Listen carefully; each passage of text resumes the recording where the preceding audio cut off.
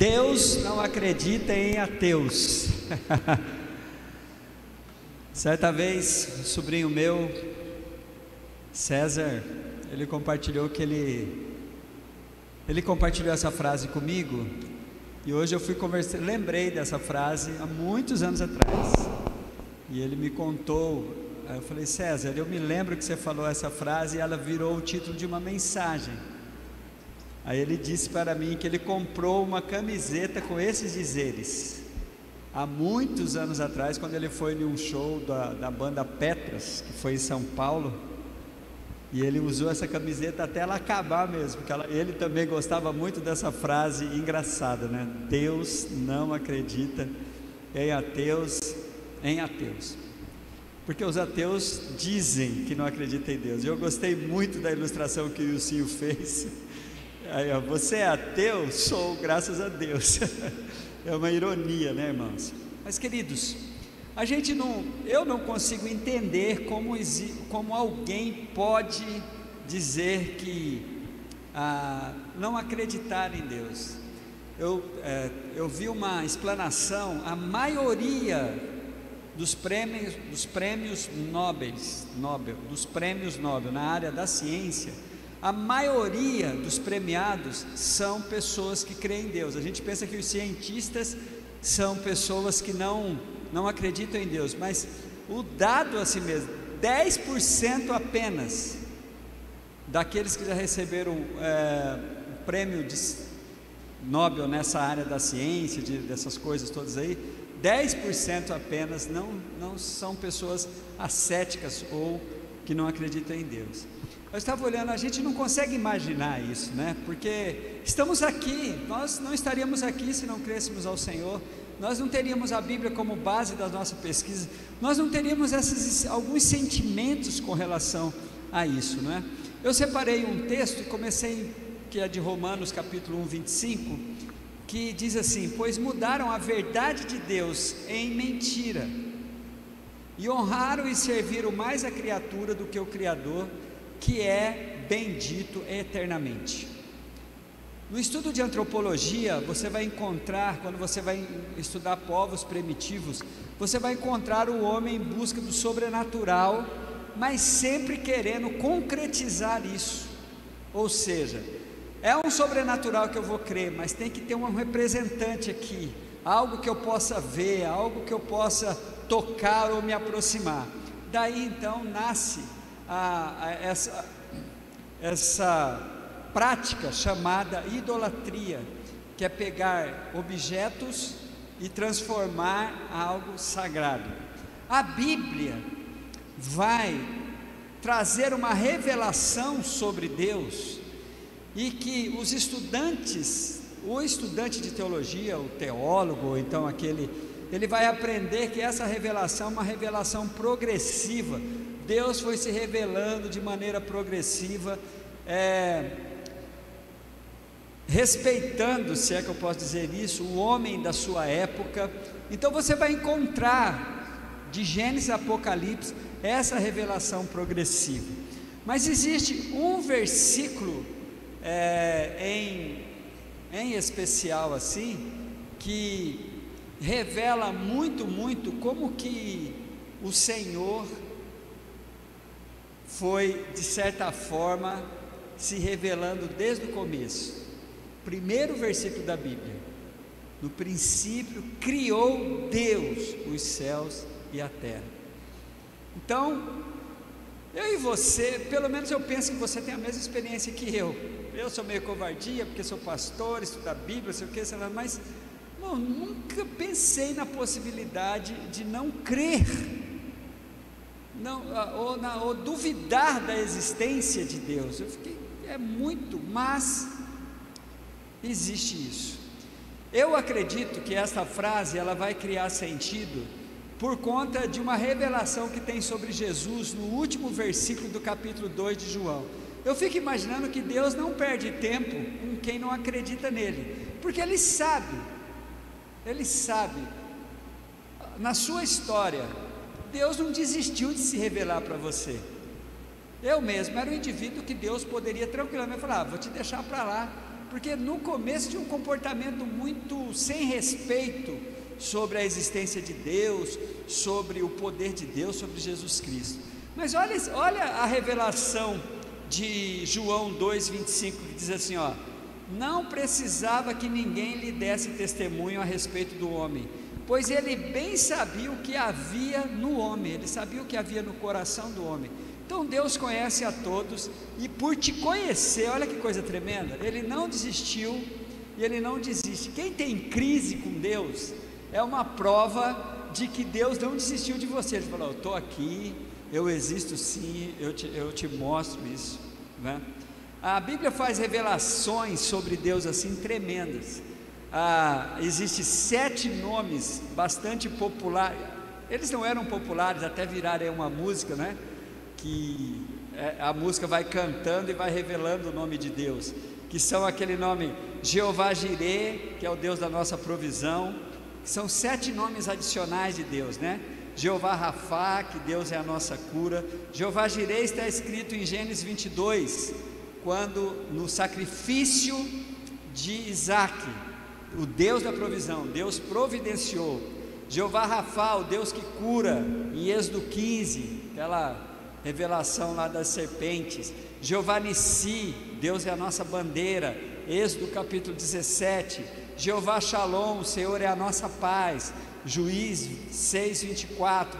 Jeová Raá, o Senhor é o nosso pastor, não é? Salmo 23. Jeová Tsideknum, Deus é a nossa justiça. Jeová Shammah, Ele está presente.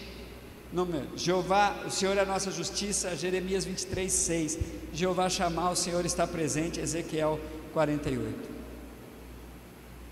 E é interessante, irmãos, que esses nomes adicionais de Deus, Deus é a nossa bandeira, ele dá sentido a primeira vez que aparece um nome identificando o nome do Senhor. Foi quando Moisés, no capítulo 3 de Êxodo, fala assim: mas eu vou lá em nome de quem? Aí Deus é muito interessante, ele falou assim: vai lá no meu nome, no eu sou, que é a expressão Yavé. Mas olha que coisa maravilhosa tem Yavé. A expressão Yavé, ela é assim, ó: eu sou, e tem a ideia é que tem uma reticência depois. Eu sou o que você precisa de Deus. É impressionante. O povo, Abraão precisou de um Deus da provisão, Deus foi a provisão para ele. O povo de Israel nas guerras precisou de Deus, que era a bandeira, Deus foi. Então, Yavé, é muito tremenda essa expressão de Yavé, que é eu sou.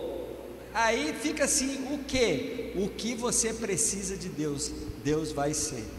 Não é o que você quer, mas o que você precisa. E é interessante que em todos esses momentos dos 7 nomes adicionais de Deus vai aparecer isso. Aí vem uma outra revelação de Deus, Isaías capítulo 57, já lá na frente, o povo vivendo uma situação de muita descrença, de muita desobediência. Deus vai se revelar assim, Isaías 57:15: porque assim diz o alto e o sublime, que habita na eternidade e cujo nome é santo, num alto e santo lugar habito. Para aí por enquanto, tá bom? Para aí por enquanto, porque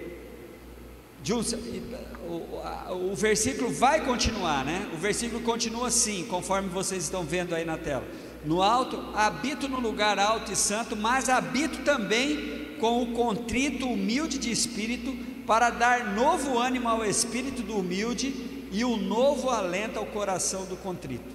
Mas para no alto e santo lugar.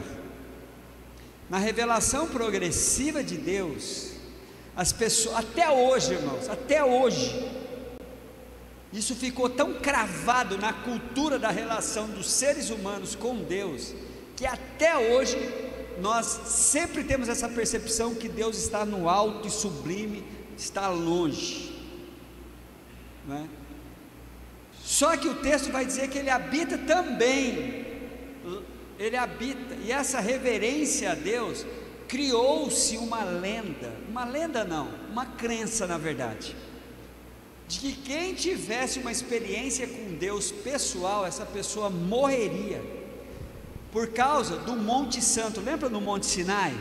Que Deus falou que ninguém poderia, nem um animal que tocasse no monte e tal, naquele momento que Deus estava se revelando lá. A partir dali criou um medo muito grande de Deus, e eu vi esse medo assim, bem caracterizado mesmo, em Manoá, o pai de Sansão. Só para vocês terem uma noção disso, no livro de Juízes, no capítulo 13, o anjo, que era a representação de Deus, apareceu para a mãe de Sansão, dizendo que ela ia ter um filho, bababá, dando as informações de como deveria ser.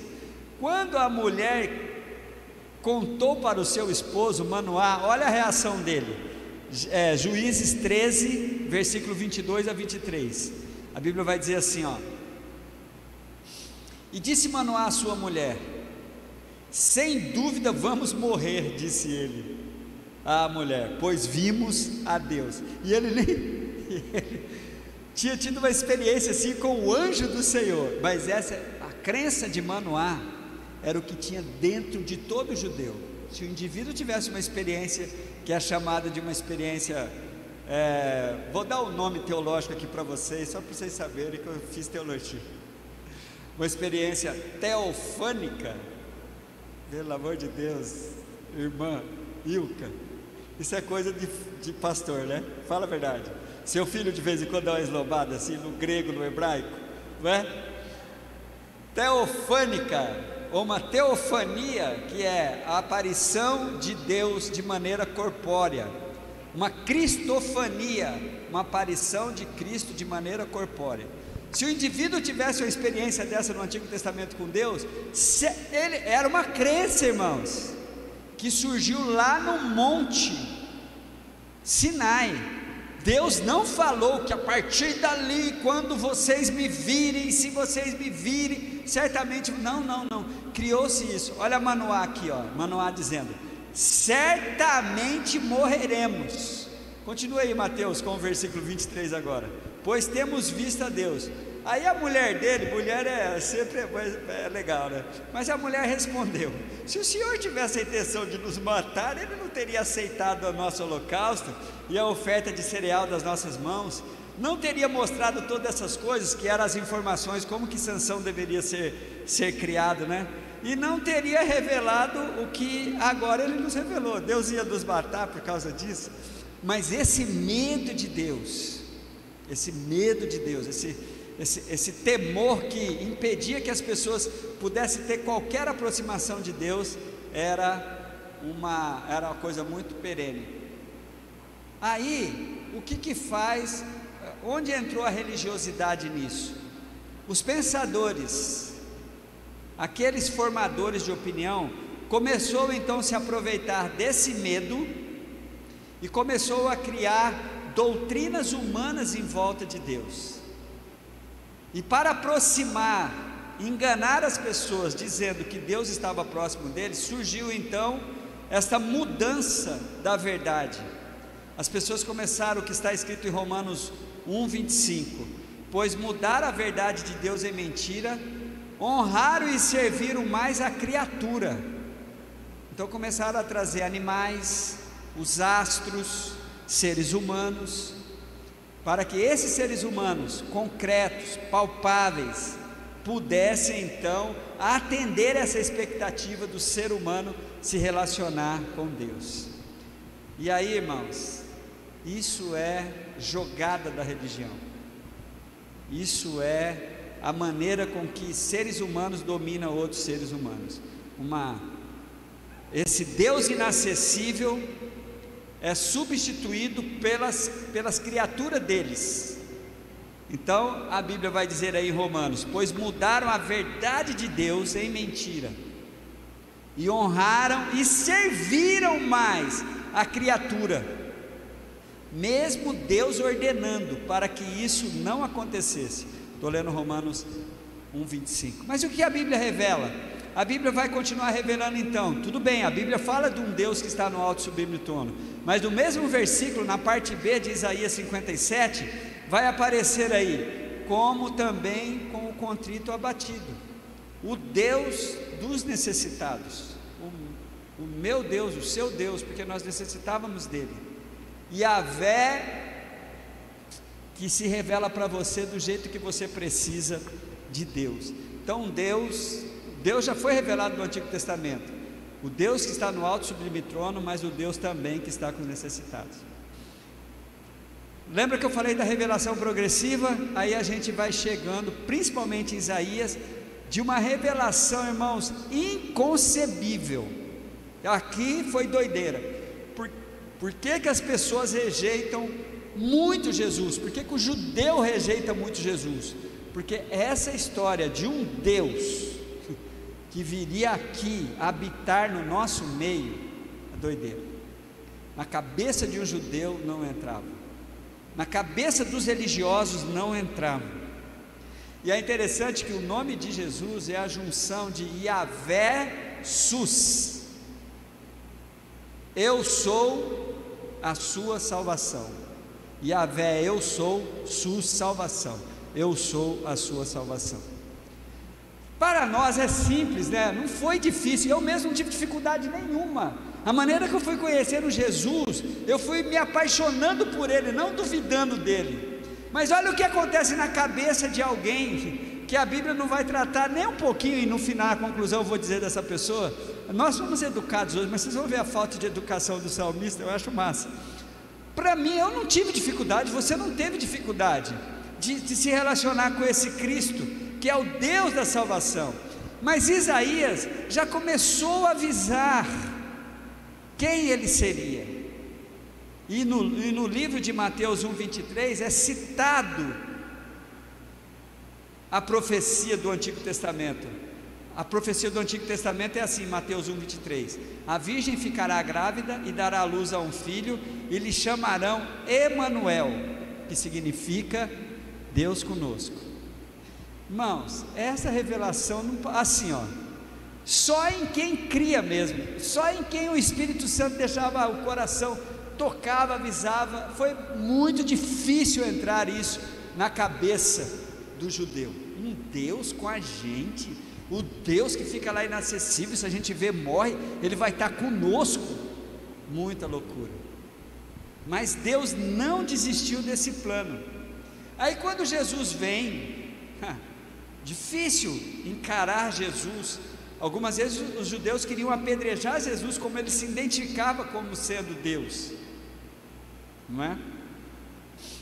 Mas aí Jesus começa a nos ensinar a nos relacionarmos com Deus de uma maneira que nunca fora feita antes. A relação daquele Deus soberano no alto sublime trono, de vez em quando dava uma chance para nós. Aí vem Jesus ensinar um estilo de vida, que não é uma oração para ser decorada, que é o Pai Nosso. E ali há uma revelação que, mais uma vez, gente, para nós hoje é simples isso, mas quando Jesus começa os discípulos a ensinar com essa expressão assim, Pai Nosso, eles não, que história é essa? Deus Pai e nosso ainda? Começa então uma tremenda revelação sobre Deus, como sendo agora não mais o Deus a ser adorado, não mais o Deus que você deveria ter medo, mas um Deus com quem você vai se relacionar. Agora imagine, gente, milhares e milhares de anos, mais de milhares de anos, as pessoas sendo dominadas, a terem medo dos seres sobrenaturais, a terem medo do sobrenatural. Aí vem uma revelação da Bíblia, de um Deus que quer ter intimidade com você, que quer se relacionar com você, que quer ocupar um papel fundamental na sua vida, que é de você ter um pai espiritual, que é o seu Deus. Imagine, é difícil. Olha aqui para mim, o Evangelho é um movimento de minorias. Poucas pessoas acreditam nessa loucura. Poucas pessoas acreditam, e não é porque as pessoas querem acreditar, é impressionante. Eu não consegui resistir a essa revelação. Eu entendi, aceitei de boa, amo isso, poder me relacionar com Deus chamando-o de Pai, né? Mas quando Jesus fala, olha, quando vocês orarem, orem assim: Pai nosso que estás no céu. mas a loucura do Evangelho, vou dizendo para os irmãos, ela continua, né? Por quê, irmãos? Revelação progressiva, mais uma vez, para os irmãos fixarem isso. Antigo Testamento, o Deus da contemplação, o Deus de uma adoração distante. Depois os profetas começam a revelar um Deus que vai estar conosco. Aí depois o próprio Cristo traz a última de todas as revelações, que complementa o que a igreja precisa. Não mais um Deus no alto e sublime trono, não mais um Deus conosco, mas agora um Deus em nós. Aí escaixa a brincadeira, né? Irmãos, imagine como que é difícil entrar isso. Você pega João 14, que é um dos capítulos mais lindos da Bíblia. Eu amo João 14, que tem até aquele hino lindo, né? Mas pega o versículo 17 e 18. O João 14 é uma revelação de Cristo, Cristo consolando os discípulos, tal, falando. Mas olha o versículo 17 e 18: o Espírito da verdade, que o ateu não pode receber, brincadeira, irmãos, que o mundo não pode recebê-lo, porque não o vê, nem o conhece, mas vocês o conhecem, pois ele vive, olha aqui, irmãos, ele vive com vocês e estará em vocês. Essa é a Bíblia do Mateus, a NVI. Olha a minha Bíblia da Revista Corrigida: o Espírito da verdade, que o mundo não pode receber, porque não o vê nem o conhece, mas vós o conheceis, porque habita convosco e estará em vós. O habitar convosco é uma realidade do mundo todo. O mundo hoje habita com o Espírito Santo de Deus, mas o Espírito Santo passa a ser morada no indivíduo quando ele crê em Cristo e passa por um processo chamado novo nascimento. Eu vou dizer a minha crença aqui, tá? Porque isso é muito perigoso, algumas pessoas se escandalizam com isso. Mas a realidade do Espírito Santo foi derramada no capítulo 2 de Atos, no cumprimento da profecia de Joel, capítulo 2, sobre toda a carne. Todo mundo foi impactado com o Espírito Santo. O Espírito Santo hoje habita neste mundo, mas essa segunda parte que Jesus fala, estará em vós, aí já é um detalhe. Eu preciso entrar com a minha fé. Eu quero Deus em mim e não comigo. Vocês entenderam como há uma mudança? Deus comigo, a realidade do Antigo Testamento, todo mundo está nisso, tal, Deus não é padrasto, Deus é pai, não é padrasto, tal, blá, blá, blá. Mas um Deus que habita em você, aí você precisa querer. Aí precisa querer. Aí é o ato do novo nascimento. O novo nascimento, o Espírito da verdade, versículo 17, ou aquele que estará em vós. Aí Paulo vai dizer, vocês não sabem, já falando para a igreja. Você pode ver que quando Paulo fala para a igreja de Coríntios, no capítulo 6, ele fala assim, ó, vocês não sabem que vocês são habitação do Espírito Santo?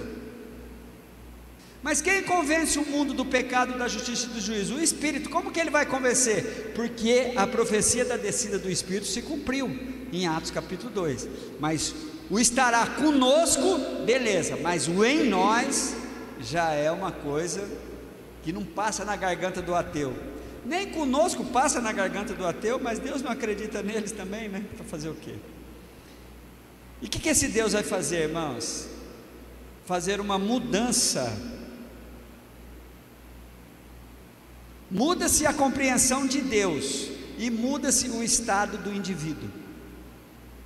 Humanidade, olha aqui para mim, dividida em dois tipos de pessoas.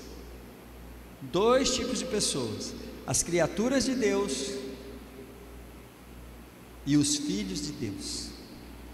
Abra a tua Bíblia, por favor, no livro de Gálatas. Ou melhor, desculpa, querido, no livro de Romanos, capítulo 8. Aqui no livro de Gálatas também tem. E quero já me aproximar aqui da conclusão.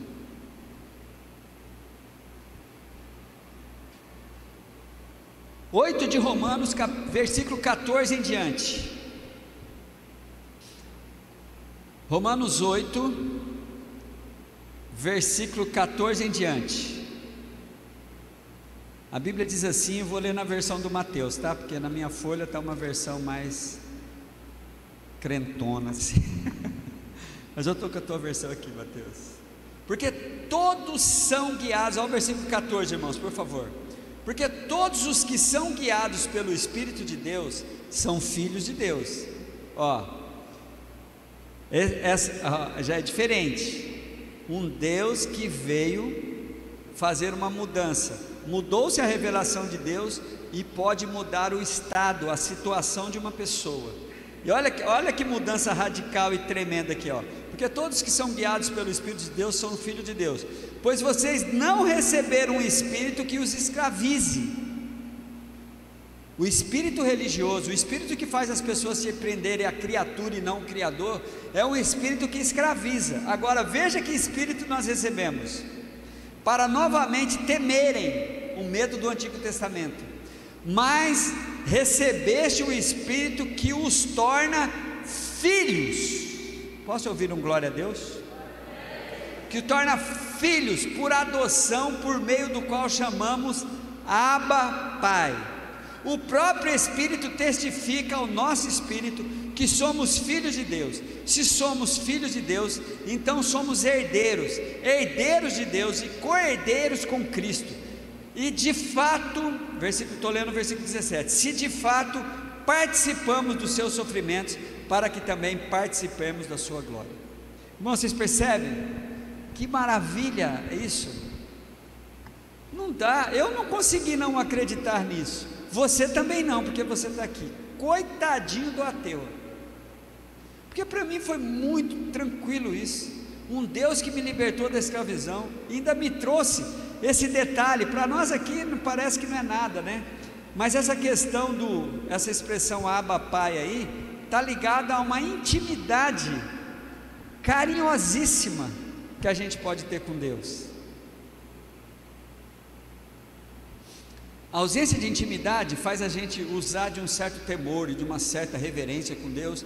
Isso aparece nas nossas orações assim. A gente vê a oração religiosa como é que é. A primeira coisa que acontece numa oração religiosa é o indivíduo fala assim, eu falo assim, com essa voz de taquara rachada e tal, né? Mas alguém me chama para orar, eu dou uma limpada na garganta, aí eu começo a procurar as palavras mais, ó Deus Todo-Poderoso, muda a voz, muda o meu vocabulário, Criador dos céus e da terra, Tu que estás das maiores das alturas, olhe para esse ínfimo servo que esteja pelas agruras desse pó infinito da terra. Pelo amor de Deus, irmãos, que intimidade é essa?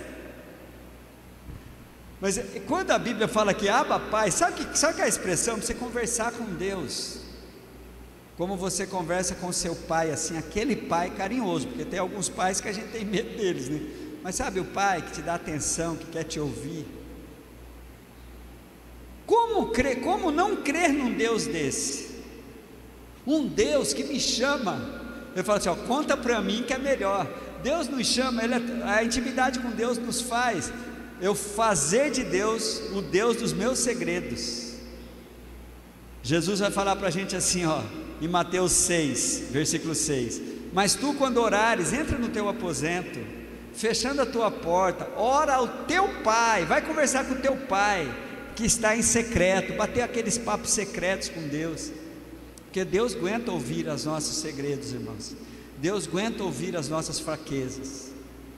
Muitas vezes o outro não aguenta. Pois bem, irmãos, que coisa maravilhosa é essa? Deus acreditou em você, porque Ele se revelou para você. Você não desistiu de Deus. E olha só, a falta de educação, a gente hoje é ético, né? Eu não sei se você já encontrou um ateu. Serginho conversa de vez em quando com alguns ateus, né, Serginho? O Serginho é um carinha muito educado. Não, eu respeito a sua opinião. E a gente faz isso com eles. Não, respeito, não, tudo bem, tal. Agora, olha o salmista, olha o respeito do salmista. O salmista no Salmo 14:1, olha como ele chama o ateu. Isso aqui é o salmo, tá, ateu? Eu não estou te ofendendo não, mas o salmista diz assim, ó: diz o tolo no seu coração, Deus não existe. O salmista chama o ateu de tolo, né? O capítulo, o Salmo de número 10, versículo 4, vai dizer assim, ó: em sua presunção, o ímpio não o busca, não há lugar para Deus em nenhum dos seus planos. Essa é a realidade. A Bíblia vai chamar dessas pessoas que tiram Deus da sua história de tolo, a Bíblia, e de ímpio. Eu sou educado. Quando eu encontro um ateu, um dia eu falei assim para um ateu, eu falei assim: cara, vem aqui, vamos conversar. Se por acaso você estiver certo, eu não vou perder nada. Agora, se eu tiver certo, você está lascado, ó. Não é? Gente, se o ateu tiver certo que Deus não existe, que morreu, acabou, tal, o que nós vamos perder? Não vamos perder nada. Agora, nós estamos certos. Ah, meu irmão, fique em pé, meu querido e minha querida. Vamos terminar essa aula sobre esse Deus que acreditou em você, acreditou em mim. Vamos louvá-lo, porque Ele é esse Deus que liberou para nós e hoje fez morada em nosso coração.